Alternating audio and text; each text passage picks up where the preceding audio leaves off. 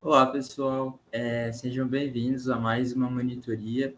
Eu sou Natan Moassab, eu sou aluno do quinto ano do nono semestre e, para esse semestre, eu vou ser monitor de direito das sucessões. Vocês têm um semestre inteiro de direito de sucessão, isso é muito bom.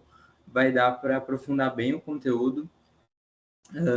Quando eu tive direito de sucessão, eu tive junto com o direito das famílias em um único semestre, então ficou bem corrido. E então, assim, acho que vai dar para explorar bem, para entender bem a matéria em si, né? O direito das sucessões. Vocês têm prova semana que vem, então, pensando nisso, eu falei com a outra monitora e a gente decidiu dividir o conteúdo. Como vocês estão ali começando a dividir a sucessão legítima, então, basicamente, essa prova, né, é todo o conteúdo de normas gerais do direito de sucessão. Então, eu combinei com a Thailise da gente dividir o conteúdo. Então, hoje, como é a minha monitoria antes da dela, eu vou abarcar os conceitos iniciais de sucessão até a abertura da sucessão, então, e indignidade, deserdação. E na próxima monitoria, a Thailise, na sexta-feira, ela vai arrematar ali, né, os conceitos de aceitação da herança, herança jacente e vacante. Então, daí a gente fez essa mescla, tá bom? Eu vou começar com o meu material aqui. Esse material depois eu vou disponibilizar no grupo. O Matheus, ele concatena todos os materiais que os monitores mandam e deixam disponíveis para vocês. Eventualmente, também, qualquer dúvida que vocês tiverem, vocês podem mandar nos grupos da monitoria, podem mandar no meu WhatsApp, meu número está lá no grupo da monitoria, ou se quiser mandar no Instagram também, meu Instagram é @natamoassab.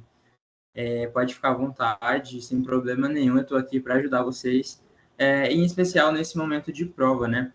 Então, eu vou passar pelo material que eu preparei, depois eu vou mandar aí para vocês, e se não conseguirem, também é só entrar em contato comigo, eu mando, não tem problema nenhum, pode ser final de semana, pode ser a hora que for. Então, eu vou começar aqui, o meu material é um pouco extenso, e como eu só tenho uma hora, eu vou passar pelos pontos mais importantes, vou dar uma noção geral do conteúdo, uma breve revisão, e no final ainda, tomara que dê tempo, eu separei mais duas questões de concurso para dar uma revisada no assunto. Bom, então vamos lá. Direito das sucessões. O que é o ramo do direito das sucessões? O direito das sucessões é ramo do direito civil. O direito civil que regula as relações entre as pessoas em uma sociedade. O direito da sucessão é o fim da vida da pessoa. Ele vai regular os efeitos da morte de uma pessoa. Então, em linhas gerais, a doutrina conceitua que o direito das sucessões nada mais é do que o conjunto de normas, regras e princípios que vão regular a transmissão da herança. Herança é aquilo que o morto deixa para os seus herdeiros.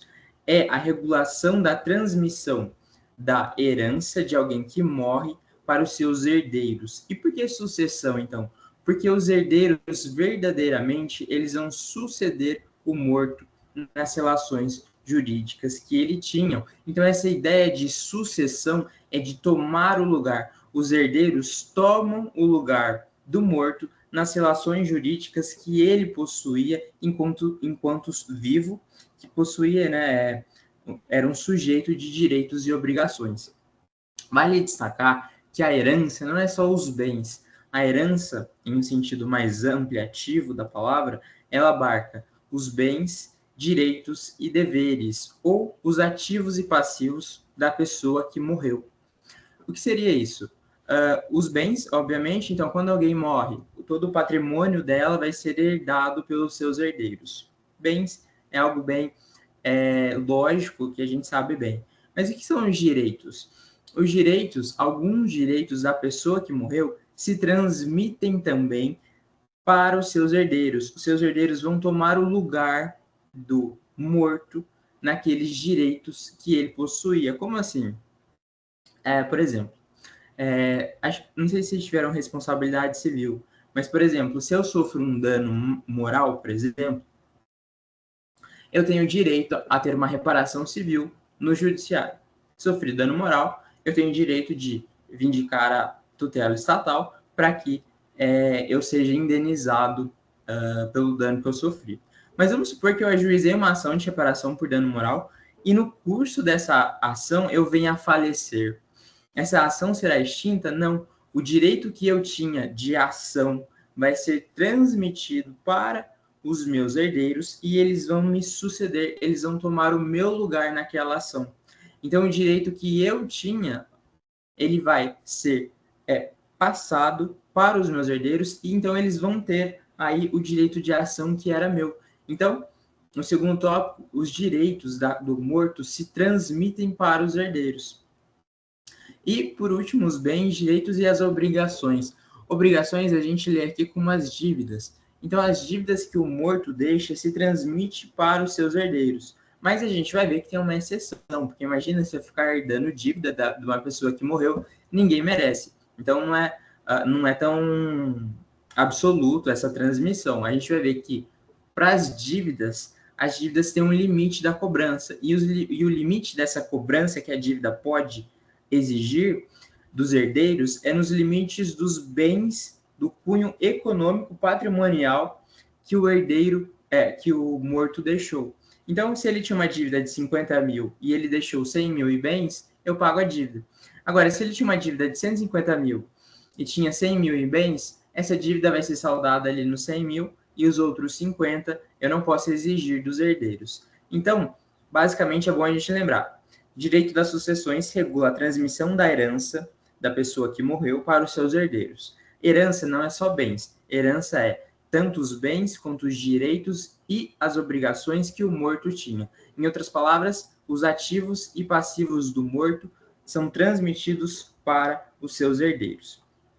Sucessão por quê? Porque os herdeiros sucedem, eles tomam o lugar do morto nas relações jurídicas que ele possuía. Daí aqui eu esquematizei como funciona o direito nas sucessões. Ele tem um conteúdo de sucessão em geral, que é basicamente o que vai cair na prova. Tem a sucessão legítima, que é a divisão da herança quando não há testamento, então a lei o faz. A sucessão testamentária, que é quando há um testamento, e daí a gente vai dividir os bens de acordo com o testamento. E o direito das sucessões também abarca os procedimentos de inventário e partilha, que nada mais são o processo pelo qual os herdeiros têm que caminhar para fazer a divisão, então, fazer a regularização da divisão da herança. Certo?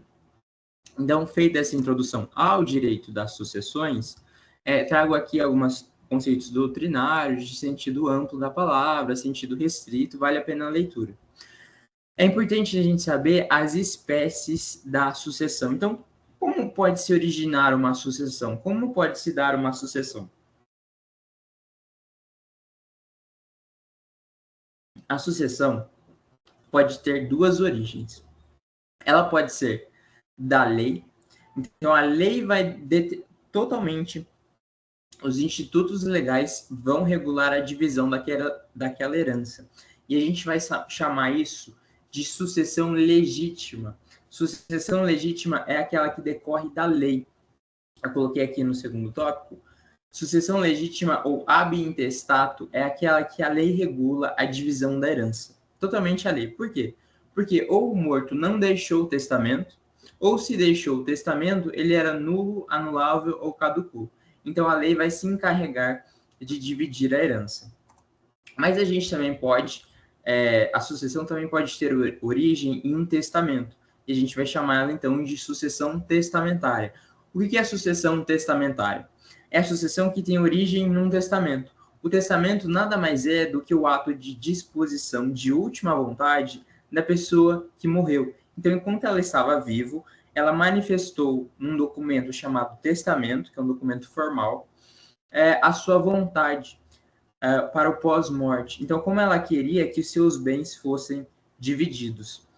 E um primeiro ponto importante que a gente tem que lembrar da sucessão testamentária é que ela tem limite na divisão desses bens da herança. A sucessão testamentária, o morto, ou seja, o morto não, a pessoa que ainda está viva e vai fazer um testamento, ela tem que ficar atenta há uma limitação legal. A lei fala, opa, você quer testar, você quer normatizar como vai ser distribuído os seus bens? Ok, mas há um limite. Há um condicionamento dessa distribuição dos seus bens. Como assim? A lei fala, ela divide os bens da pessoa que está testando em dois. Ela fala, olha, se você tiver herdeiros necessários, você não pode dispor mais do que da metade dos seus bens. Essa metade dos seus bens, essa reserva, tem que ser dos seus herdeiros necessários. Tem que ser. É uma disposição legal, é uma norma cogente. Metade dos bens do testador que tem herdeiros necessários tem que ser dos herdeiros necessários. A gente já vai falar de quem são os herdeiros e quem são os herdeiros necessários, mas eu preciso falar quem são eles para a gente já entender essa parte inicial. Os herdeiros necessários são os descendentes, que meus filhos, netos, bisnetos, os meus ascendentes, pais, avós, bisavós, bisavós, e o cônjuge ou o companheiro da união estável. Então, quem tem um desses três tipos de familiar não pode dispor, como quiser, da totalidade dos seus bens. A gente vai ter dois polos. A gente vai ter metade desses bens é uma reserva legítima, é uma reserva desses herdeiros necessários e tão somente deles. E a lei que regula a distribuição dessa metade. Então, o testamento é intocável, o testamento não pode tocar nessa reserva. É reserva legítima, é um patrimônio indisponível. É como se, tá, eu tenho esse patrimônio, mas eu não posso dispor dele. Eu não posso falar como que eu quero que ele seja distribuído. Agora, a outra metade, eu posso livremente dispor. Eu posso falar, então, essa metade dos meus bens, eu quero que seja do meu amigo. Eu quero que seja transferido para uma fundação. Ok, essa metade eu faço o que eu quiser, mas a outra metade, tendo herdeiros necessários, é tão somente dos herdeiros necessários. Beleza? E para quem não tem essa classe de familiar, quem não tem filhos, quem não tem descendentes, ascendentes, cônjuge ou companheiro, quem não tem esses parentescos, pode dispor da totalidade dos seus bens. Não é essa limitação legal. Eu posso falar, então vamos imaginar, eu não tenho pai, mãe, avô, não tenho filhos, netos, bisnetos e não sou casado, nem tenho união estável. Então a totalidade dos meus bens eu posso fazer o que eu quiser. Se eu quiser destinar todo para uma instituição de caridade, eu posso. Se eu quiser destinar todos eles para o meu vizinho, eu posso, tá bom? O primeiro ponto da sucessão testamentária é esse. Se eu tenho herdeiros necessários, há uma reserva. Qual a reserva? A reserva legítima. Metade do patrimônio é dos herdeiros necessários. A outra metade eu posso dispor livremente. Não tenho herdeiros necessários. Aí, então eu faço o que eu quiser com a totalidade dos meus bens. Certo? E a sucessão legítima, daí retomando, é a sucessão quando não há testamento ou se ele é nulo, anulável ou ele caducou. A sucessão legítima, essa palavra legítima, a gente não pode confundir com a reserva legítima, que é a reserva do patrimônio dos herdeiros necessários. E, para ficar fácil, essa sucessão legítima é aquela que decorre da lei. Sucessão legítima, a lei divide o patrimônio. A lei vai falar por inteiro, o Código Civil regula, acho que nos artigos 1829 e seguintes, a distribuição da herança. Ele vai falar, havendo ascendente e cônjuge, a gente vai distribuir de um jeito, havendo descendente de outro, e o código mesmo, ele encarrega de dividir a herança. Beleza? Outro ponto importante. Então, passando por onde se origina a sucessão. Pacto sucessório. O que é o pacto sucessório? Pacto é essa ideia de acordo, de negócio jurídico. E sucessório traz essa ideia de herança. O pacto sucessório, a doutrina também chama de pacta corvina, de acordo dos corvos. Ele é proibido, e essa vedação está lá no artigo 426 do Código Civil. O que é o pacto sucessório?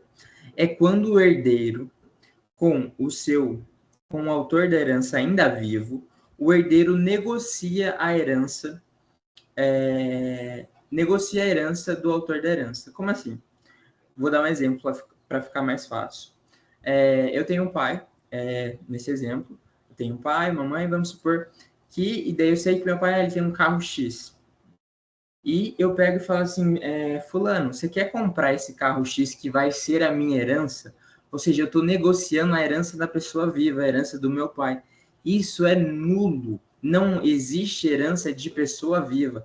A gente só vai falar de herança com a morte do autor daquela herança. Não havendo morte, não existe herança. Se não existe herança, eu não posso negociar herança da pessoa que ainda está vivo. Isso é absolutamente nulo, é um vício de nulidade absoluta esse negócio jurídico. Então, nesse exemplo que eu dei, se eu vendo o carro do meu pai, que ainda está vivo, a título de herança para o fulano, esse negócio jurídico é nulo. Ele nunca poderá ser convalescido esse vício. Por quê? Porque não há herança de pessoa viva, só a herança da pessoa. A gente só fala de herança quando há a morte de alguém. Beleza? E outro ponto também importante do direito da sucessão são quanto às suas espécies. A gente pode ter a herança, a sucessão, a título universal ou a título singular. O que é receber a herança a título universal? A gente recebe a herança a título universal e esse é o mais comum. Quando é dividido entre os herdeiros cotas dos bens. Como assim? Vamos supor que meu pai morreu e ele tinha uma casa, e eu tenho 3 irmãos. Cada irmão vai receber 1/3 dessa casa. Então, 1/3 meu, 1/3 do meu irmão A, 1/3 do meu irmão B. Veja que nenhum deles recebeu a casa X, essa casa. Eles receberam cotas, frações, partes ideais indeterminadas da herança. Esse é o modo mais comum de acontecer a divisão da herança. Quando chega no final do procedimento de divisão da herança, acaba que os herdeiros eles têm uma cota de todo o patrimônio que foi ali juntado, que foi arrolado naquele procedimento de divisão da herança. Esse é o mais comum e é o que a gente mais vai ver acontecendo. Mas também a sucessão a título singular. Singular traz essa ideia de especificação, de singularizar a coisa, de torná-la única. Então, a contrário senso da sucessão a título universal, a sucessão a título singular ocorre quando o herdeiro recebe um bem específico, um bem determinado. Como assim? No exemplo que eu dei, vamos imaginar que meu pai fez um testamento e ele falou que o carro de placa ABC 1234, modelo X da marca Z, será do Natan. Então tinha outros bens, tá? Nesse exemplo, ele tinha um patrimônio muito vultuoso e quis fazer um testamento e ele falou: o carro de placa ABC 1234 vai ser do Natan. Eu recebi, então, a herança a título singular. Eu recebi um bem individualizado, um bem determinado. Esse bem tem o nome de legado e quem recebeu passa a ter o nome de legatário. Então, veja que nesse exemplo eu tenho uma determinação da coisa que vai ser singularizada para aquele herdeiro. Por quê? Na sucessão, a contrário senso, né? Na sucessão a título universal, não há essa de individualização dos bens. Eu recebo cotas, frações ideais, igual um verdadeiro condomínio que a gente estuda em direito das coisas. Então, eu recebo uma cota. Beleza? Então, vamos passar agora para a abertura da sucessão. A abertura da sucessão é sinônimo de momento em que eu falo da herança. Então, quando que eu vou falar em efeitos da sucessão? Quando que eu vou falar que eu vou ter uma herança? Quando que eu vou ter os efeitos jurídicos da herança? Quando eu vou ter a abertura da sucessão nada mais é o momento, então, em que os herdeiros vão ali ter a herança. O momento em que eu falo de herança e efeitos sucessórios. A gente tem um princípio importante do francês, princípio da Cézanne, ou droit de Cézanne, e ele regula o momento da abertura da sucessão, o momento em que os direitos sucessórios passam a produzir efeitos, o momento evidente que há a herança. Quando que é? É no exato momento da morte do autor da herança. No exato momento da morte do autor da herança, todos os bens, direitos e deveres dele automaticamente distribuídos, automaticamente remetido aos herdeiros. A Luísa dá um exemplo em sala de que os bens eles são como uma grande corrente e cada elo dessa corrente, essa corrente não pode se quebrar. Então, automaticamente, quando a pessoa morre, um elo já se conecta no outro. Então, os herdeiros já recebem a herança para que em nenhum momento a propriedade seja de ninguém. Não há o que a gente chama no direito de res nullius, que é a coisa de ninguém. Para que em nenhum momento aqueles bens do falecido sejam coisa de ninguém. No momento que ele morreu, eu já passo a propriedade e a posse dos seus bens para os seus herdeiros. A coisa, a propriedade, os bens não ficam sem um titular. E qual que é a importância disso? Se a gente lembrar do direito das coisas, quando uma coisa, um objeto, ele não tem um titular, ou seja, quando ele é uma coisa de ninguém, ele é uma res nullius, qualquer pessoa pode se assenhorar daquele bem. E no direito da sucessão, a gente quer realmente regularizar a situação daqueles bens. Ele não vai ser para qualquer um. Ninguém pode se assenhorar daqueles bens da herança. Eles têm que ser dos herdeiros. Então, no exato momento da morte do autor da herança, o princípio da Cesine vem e fala: no exato momento da morte, é transmitido os bens para os herdeiros. Está lá no artigo 1784 do Código Civil, para que em momento nenhum a propriedade fique sem um titular. Para que então eu haja de maneira eficaz, eu resguarde a propriedade, que é um direito fundamental. Né? É um direito fundamental o direito à herança, está lá no artigo 5º, e o direito à propriedade. Então, os herdeiros têm direito sobre aqueles bens, e esse direito é resguardado com o princípio da Cesine, que vai garantir, que vai efetivar, vai falar, olha, essa pessoa morreu, mas seus bens já são automaticamente dos seus herdeiros, porque a propriedade não pode ficar sem um titular, tá bom?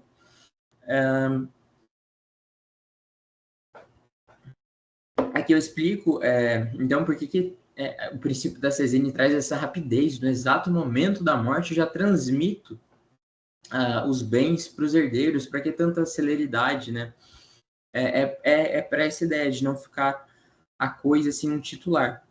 E daí, dito isso, há uma necessidade de se averiguar o momento exato da morte. Então, né, na certidão de óbito, sempre tem lá a data, o horário em que ocorreu o óbito, para a gente estar averiguando quando ocorreu essa transmissão da herança para os herdeiros. Dito isso, esse é o princípio da Cesine, princípio importantíssimo no direito das sucessões. Guardem ele, é um princípio chave para estudar direito das sucessões. Ele está lá recepcionado no artigo 1784 do Código Civil. Superando esse assunto, a gente tem um artigo importante do Código Civil. A lei do dia do óbito rege a sucessão. Então, no dia em que eu morro, eu vou considerar fatalmente esse dia para que eu regule a sucessão. Como assim? Se eu morrer, vamos supor que eu morra hoje, na vigência da minha morte, 26 de março, a sucessão é regulada pelo Código Civil de 2002, que é o atual Código Civil. E vamos supor que, sei lá, mês que vem o Congresso aprove a reforma do novo Código Civil. Mas então seria um eventual, hipotético Código Civil de 2025. O processo de inventário é longo, demora aí alguns anos. E daí, como que ia ficar essa sucessão? Eu ia regular ela pelo Código Civil de 2002 ou pelo Código Civil de 2025, hipotético? A lei do dia do óbito rege a sucessão. Qual que foi a lei do dia que eu morri? Código Civil de 2002, é o que estava vigente. Então, a minha sucessão é regulada pelo Código Civil de 2002, ainda que eu esteja, nesse futuro hipotético, sobre um Código Civil de 2025. Ele será afastado e será aplicado às normas do Código Civil de 2002. Então, o dia que eu morri determina a aplicação das leis sucessórias. Uma pessoa que morreu em 1999, ela vai ter aplicado na sucessão dela o Código Civil de 1916, mesmo estando eventualmente na vigência do Código Civil de 2002, porque quando ela morreu, o código vigente em 99 era o de 1916, beleza? Mesmo sobressaindo depois de 2002 um novo código, eu vou esquecer dele. Para aquele óbito é o código de 16 que era o vigente na data do óbito, beleza? Essa norma é muito importante para a gente não ter conflitos temporais da lei. Então, você fica assim, qual que eu vou aplicar? O artigo 2042 é claro, a dicção dele em falar que é o regime jurídico aplicável, é o do momento da morte do autor da herança. Beleza? Aqui eu deixo algumas exceções sobre os direitos que são transmitidos, vale a pena a leitura, não vai dar para passar por tudo isso por questão do tempo. E agora a gente tem que entrar nos tópicos bem importantes sobre a transmissão da herança. O primeiro deles, qual é o momento da transmissão da herança? Então a gente já viu, princípio da Cesine, a herança se transmite no exato momento da morte do autor da herança. No exato momento da morte do autor da herança, os herdeiros sucedem o morto e recebem a herança e se tornam titulares daqueles bens, direitos e obrigações. E qual que é o lugar da abertura do inventário? Eu vou passar bem rápido por isso, vale a pena a leitura, mas de forma bem sucinta. O que é o inventário? O inventário é o procedimento que pode ser realizado tanto no judiciário quanto no cartório, e é o procedimento que vai regularizar a distribuição desses bens, que vai então regularizar a divisão dos bens, as cotas, a titularidade dos herdeiros. Então, onde que eu vou abrir esse processo de inventário, tanto no judiciário ou no cartório, se for extrajudicial? Eu vou abrir no último local do domicílio do falecido. Então, o último domicílio do falecido é o local que eu abro a sucessão, que eu abro o procedimento de inventário, melhor dizendo. Está lá no artigo 1785 do Código Civil. Beleza? A gente tem também, quando abre a sucessão, quando abre o processo de inventário, a gente tem a figura do inventariante. O inventariante vai ser a pessoa nomeada pelo juiz para administrar os bens do falecido. Então, o inventariante ele é responsável por cuidar dos bens, por fazer a listagem dos bens. Então, no inventário, eu quero mostrar para o juiz quais são os bens do autor da herança e falar, ó, esses são os bens de vida entre os herdeiros. Então, quem que vai falar para o juiz, demonstrar para o juiz esses bens? O inventariante. Então, ele vai guardar os bens, ele vai administrar e vai ajudar no processo de inventário. Geralmente, o inventariante é nomeado entre os próprios herdeiros desse processo de inventário, tá bom? Objeto da sucessão hereditária. O objeto, aquilo que a sucessão hereditária lida, é herança. Beleza? Aqui eu destaco o que eu falei da questão das dívidas. O artigo 1792 é claro em falar que as dívidas, sim, se transmitem para os herdeiros, mas se limitam ao valor da herança que o morto deixou. Então, se a herança não pode cobrir aquelas dívidas, se os bens que o morto deixou não são capazes de quitar aquelas dívidas, eu não vou poder cobrar elas dos herdeiros. Os herdeiros não podem ser responsabilizados pelas dívidas do autor da herança. Beleza? As dívidas tão somente recaem, tão somente exigem nos limites dos próprios bens que o autor da herança deixou. Indivisibilidade da herança também é um tema importante, eu recomendo a leitura, eu vou passar um pouco mais batido, mas nada mais é do que quando a gente abre o processo de inventário, a herança, todos os bens, então se eu tenho vários carros, dinheiros e casas, todos eles vão se juntar no que a gente chama de espólio, constituindo um único bem indivisível. Tá? Eu deixo aqui explicadinho o que é a formação do espólio, ele se origina aí após a abertura do processo de inventário, ele tem uma capacidade processual, então essa universalidade de bens ali reunidos da herança vai figurar como parte em processo, deixo aqui bem explicadinho, vale a leitura, eu vou passar meio batido por isso, por causa do tempo. Ação de petição de herança. A ação de petição de herança está lá no artigo 1824 do Código Civil. É a ação que é a petição de herança. Petição é de pedir. Ação de pedir herança. Quem que pede herança? Eventualmente alguém que ficou fora da herança. Então, se tinha um herdeiro esquecido, ou se tinha esse herdeiro ali não se habilitou no procedimento de inventário, ou então se esse herdeiro foi reconhecido depois, vamos imaginar que depois da morte há um filho novo reconhecido. Então, ele se usa da ação de petição de herança para pedir a herança, para vindicar os bens que são dele por direito, por ser herdeiro do morto. Beleza? Agora, a capacidade sucessória. Esse é um tópico importante, vou perder mais um pouco de tempo aqui nele, que é mais importante para vocês. Esse equivale à leitura desses tópicos, tá bem mastigadinho, bem legal. Leiam também os artigos que eu cito no material que vai ajudar vocês na prova. Capacidade sucessória. O que é capacidade sucessória?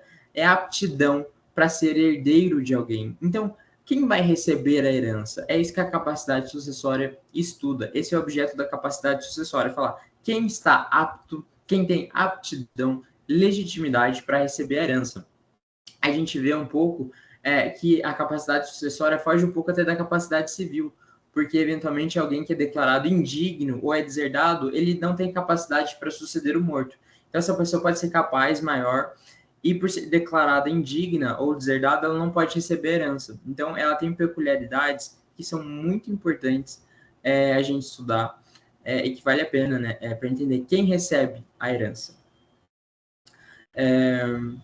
Essas características de quem recebe a herança são fixadas no momento da data do óbito.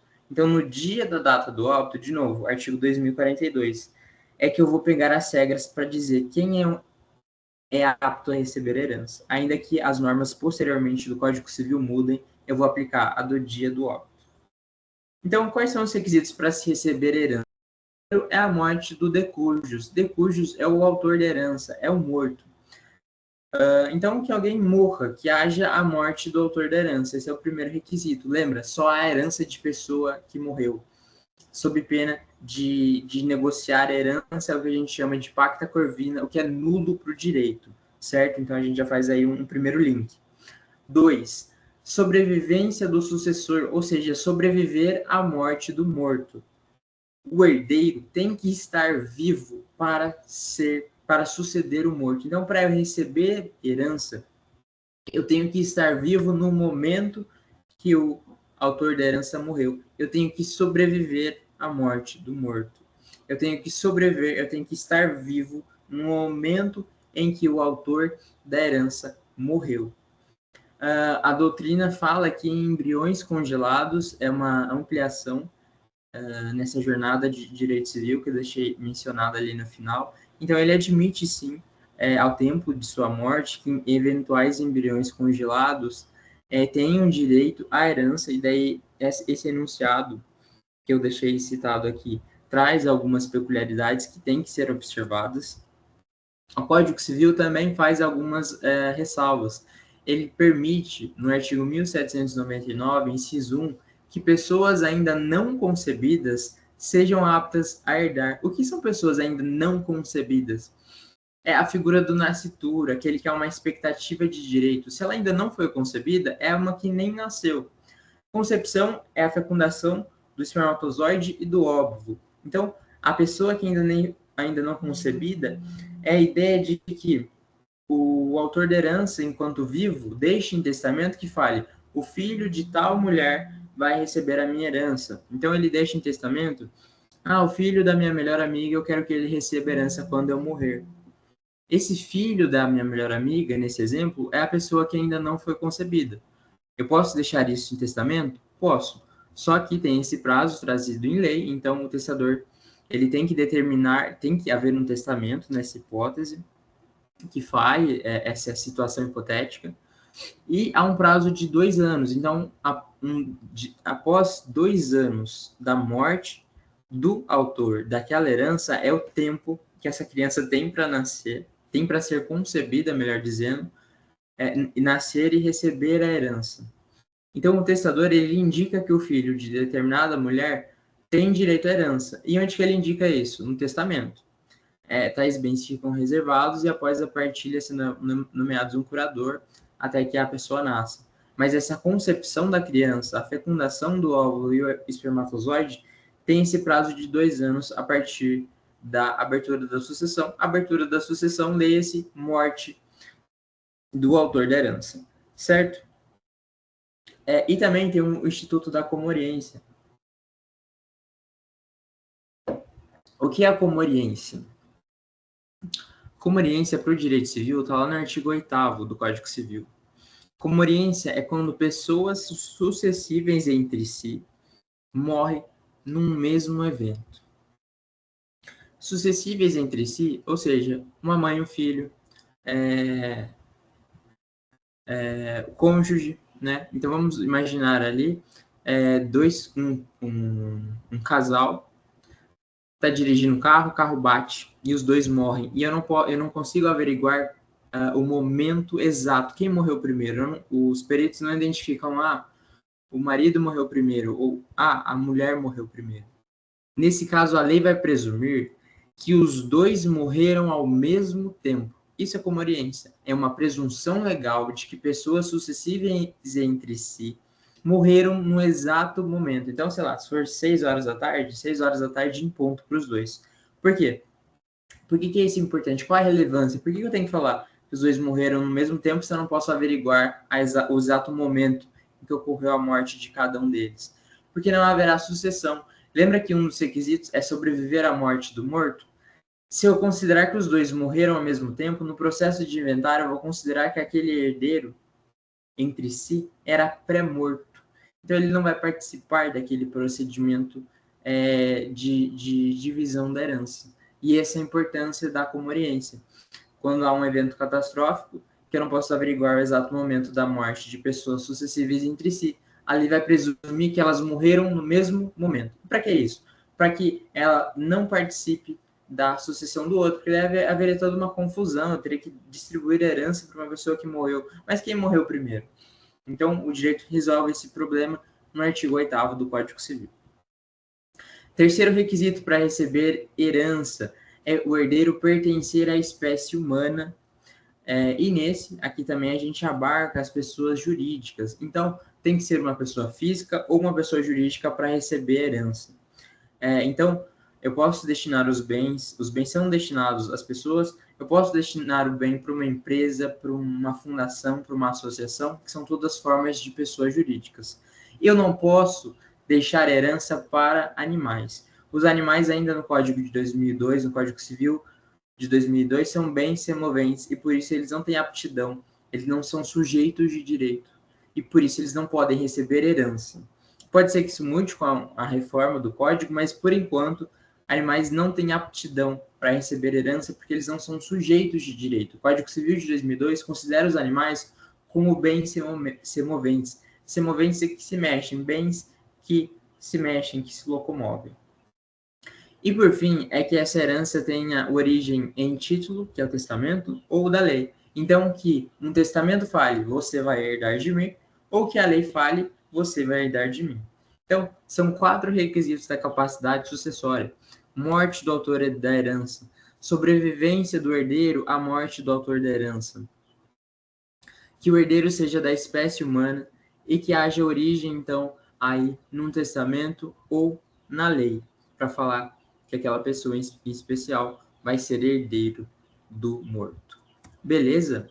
Então, dito isso, é importante a gente ver, então, quando a lei convoca pessoas para ser herdeiros.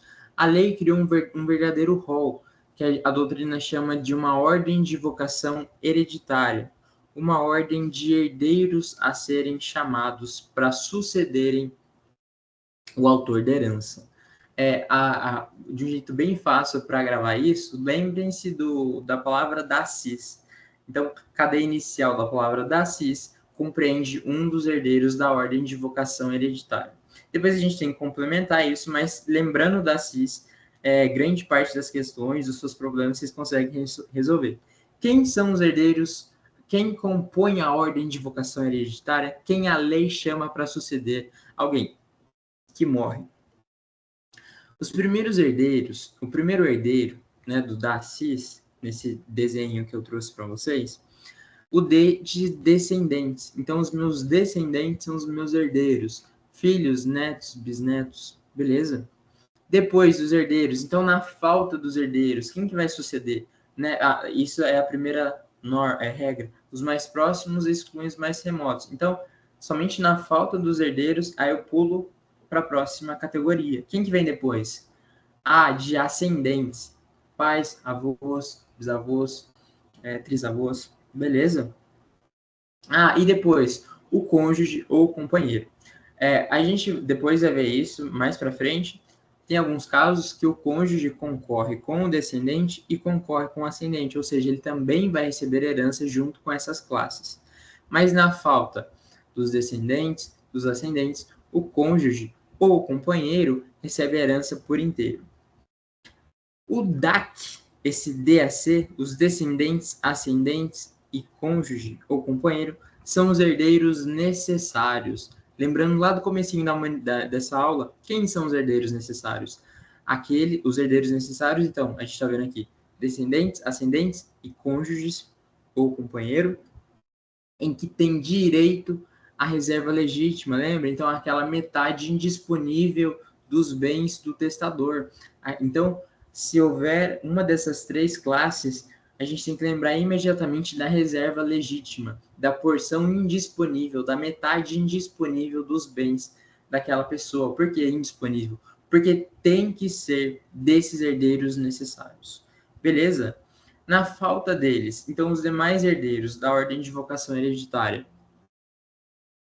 a gente tem primeiro os irmãos, depois os irmãos, os sobrinhos, e depois vem tios, primos, sobrinhos netos, tio-avós, e na falta de qualquer um desses parentes, a gente vai ter a chamada herança jacente e vacante, que vai ser ou da união, se for uma terra,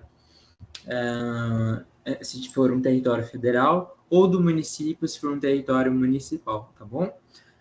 Esses são os herdeiros. Essa é a ordem de vocação, a ordem que a lei chama para herdar.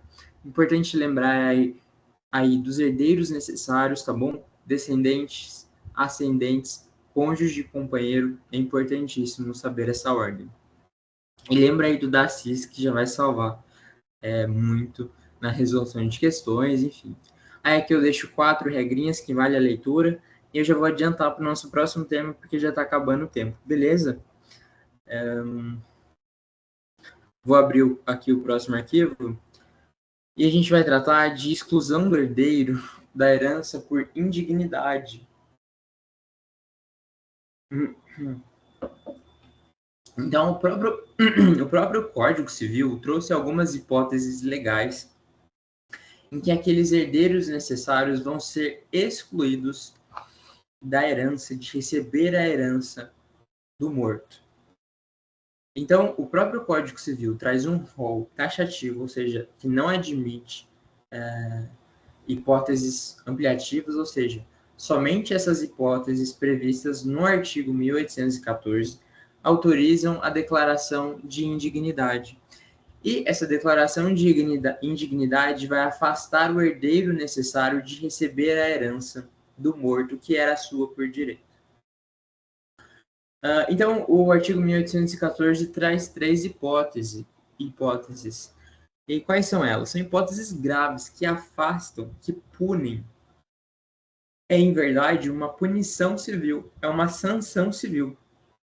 O legislador entendeu que essas pessoas, esses herdeiros, cometeram um ato tão reprovável que eles merecem ser privados de receber a herança do morto. Primeira hipótese, então, é quem tenta ou efetivamente mata, né, na figura de autor, coautor, o autor da herança, o seu cônjuge, companheiro, ou então ascendente ou descendente seu. Ou seja, quem tentou, se o filho tentar matar o pai, né, na figura do pai, autor da herança, ele não pode receber a sua herança. Ele é indigno. Quem está dizendo isso é o Código Civil. E daí o Código traz umas nuances, né? Animus necandi, a vontade de matar é imprescindível. Então, o homicídio na forma dolosa, sendo ele tentado ou consumado, né? Aí a gente tem o caso aqui da Suzanne von Richthofen, né? Ela que efetivamente foi coautora do homicídio doloso de seus pais, ela não pode receber herança. Por quê? Porque ela é indigna, beleza? Segunda hipótese, quem houver acusado caluniosamente em juízo o autor da herança ou incorrer em crime contra a sua honra ou de seu cônjuge ou companheiro. Então, se o herdeiro comete denunciação caluniosa em juízo do autor da herança, ou se ele incide algum crime contra a honra contra o autor da herança, então se ele difama, injuria ou calúnia, né? Vamos lembrar, difamar é inventar uma historinha em que afeta a reputação daquela pessoa. Injuriar são xingamentos e caluniar é imputar crime, né, falsamente àquela pessoa. Ela também não deve receber herança. E isso não é só na figura do autor da herança, também abarca aqui o seu cônjuge ou seu companheiro. E a terceira hipótese o código dicciona desse modo: que por violência ou meios fraudulentos inibirem ou obstarem o autor da herança de dispor livremente de seus bens por ato de última vontade. Então, é a hipótese de, por exemplo, eu atrapalhar o autor da herança a elaborar um testamento, eu tentar fraudar o testamento, eu tentar ali um jeito de adicionar uma cláusula que me beneficie, essa pessoa será indigna e ela não pode participar da herança, ela não pode receber a herança daquela pessoa que morreu. Sim. E o que eu tenho que fazer para declarar essa indignidade? Será que é automática? Não. A declaração de indignidade sempre deve ser convalescida, confirmada, né, por meio de sentença. Então, após a abertura da sucessão, após a morte do autor da herança, os herdeiros são parte legítima para entrar com uma ação declaratória de indignidade daquele herdeiro que cometeu uma dessas hipóteses, né, que tentou matar o autor da herança, que cometeu algum crime contra a honra do autor da herança, ou que de algum modo tentou impedir, dificultar que o autor da herança elaborasse um testamento. Os herdeiros, então, entrarão, né, com uma ação no judiciário a fim de declarar a indignidade daquele que cometeu um desses três atos. Tem um prazo para entrar com essa ação de 4 anos, e a gente teve uma reforma no Código Civil que inseriu o artigo 1815-A, e é uma exceção. O artigo 1815-A fala que se houver uma sentença penal condenatória transitada em julgado na esfera penal, ou seja, se tem um desses três crimes que teve aí uma sentença na esfera criminal que transitou em julgado contra aquele herdeiro, o efeito da indignidade é automático, ou seja, eu não tenho que entrar com uma ação para declarar aquela indignidade. Mas então eu tenho que ter uma sentença penal condenatória que transitou em julgado, que condenou aquele herdeiro por um desses três crimes.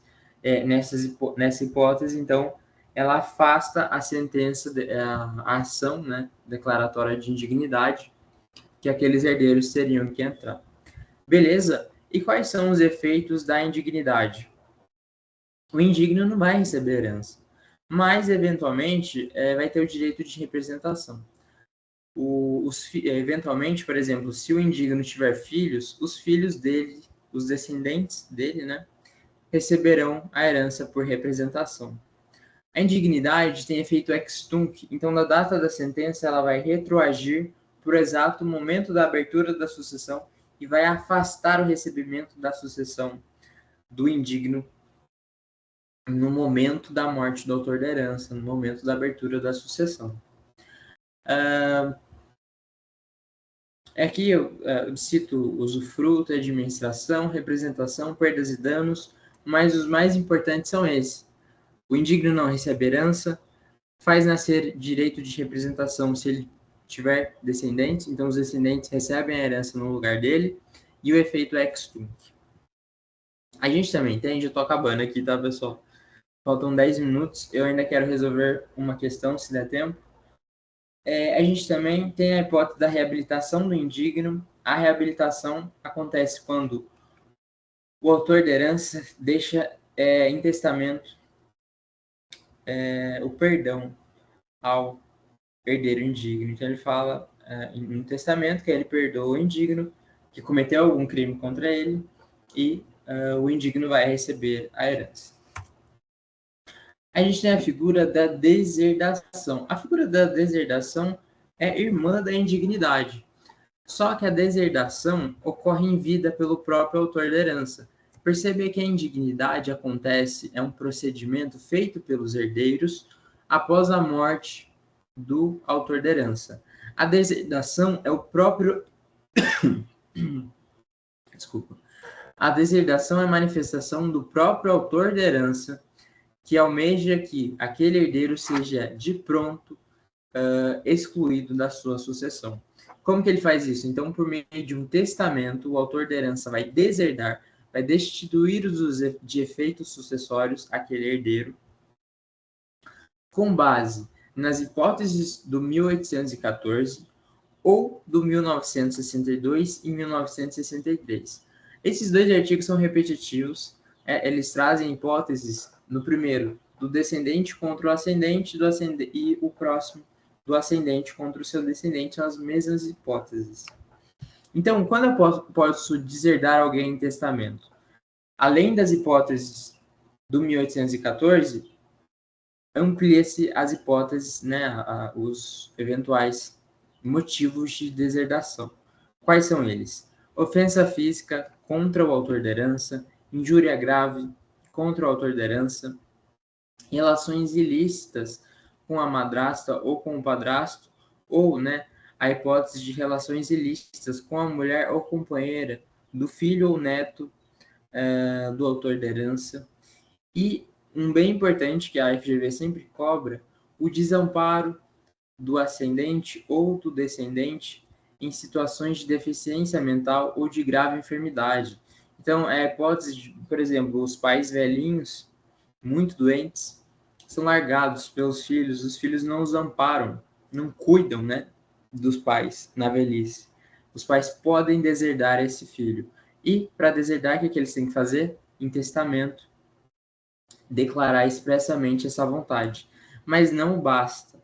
Mesmo deserdando em testamento, após a morte do autor da herança, que deixou em testamento o desejo, a vontade expressa de deserdação, é imprescindível haver aí um procedimento no judiciário que confirme essa deserdação, Isso é uma interpretação da leitura dos artigos 1964 e 1815. Então, o autor da herança vai declarar em testamento que ele quer deserdar aquele herdeiro e, após isso, os outros herdeiros, que não foram deserdados, vão entrar com uma ação para confirmar essa decisão no âmbito judicial. Certo? Eu trouxe aqui, ficou um pouco estranho, mas eu trouxe aqui duas questões para a gente trabalhar nesse finalzinho. Acho que dá para fazer uma concatenação de tudo que a gente viu. Ela diz assim, é do CESP e SEBRASP, é uma questão para defensor público. Ela fala, de acordo com o Código Civil, configura-se comoriência quando dois ou mais indivíduos... Então, ele pergunta, o que é comoriência? Alternativa A, independentemente de serem sucessores entre si, falecerem no mesmo local, vindo todos eles a óbito concomitantemente. A segunda parte da questão está certa. Eles falecem no mesmo local? Não, na verdade, só essa parte de falecer no mesmo local está certo. Eles são sucessíveis entre si e o óbito, ele não é concomitante de forma prática. Ele é presumido concomitante, mas ele não é concomitante. A lei presume que eles morreram ao mesmo tempo, mas não foi isso que aconteceu de fato, beleza? Então a A está incorreta. Alternativa B. A comoriência é quando tem sucessores entre si, falecem no mesmo local, vindo todos eles a óbito concomitantemente. Em verdade, eles são sucessores entre si, falecem no mesmo local, só que eles não vêm a óbito no mesmo momento. A lei presume isso. O momento do óbito é indeterminado. Então, por isso que a alternativa B está incorreta. Alternativa C. A comorbidência ocorre quando, independentemente de serem sucessores entre si, então já está errado. Eles são sucessores entre si, sim. Senão, não há que se falar em comorbidência. Alternativa D.